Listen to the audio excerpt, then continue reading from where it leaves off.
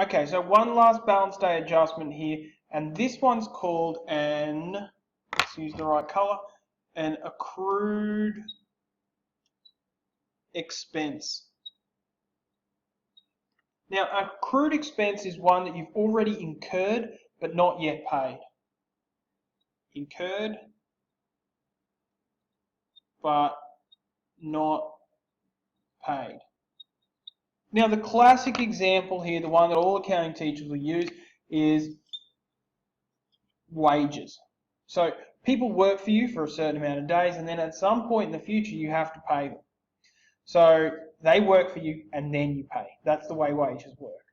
So let's say that we're in the middle of our pay cycle. So they've worked for you for 4 days,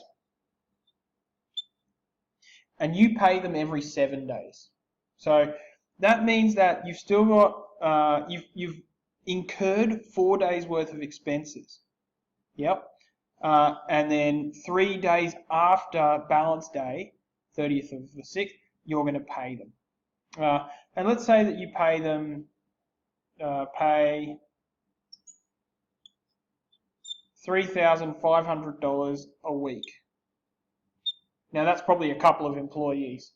So when we look at our timeline, here we have the 30th of the 6th, and here we have 4 days. I'm not going to bother writing in dates. And here we have 3 days.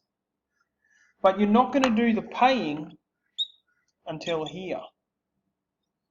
Now you can do the maths if you want. That means that we've incurred $2,000 worth of expense there, but not yet paid it. But we need to show that that expense has been incurred in that period. So we need our balance day adjustment on the 30th of the 6th. Now remember, accrued expenses, they're liabilities. They're things that we haven't yet paid. So we owe someone something, don't we? We owe someone some wages here. So that's a liability. So a liability is a credit. So our accrued expense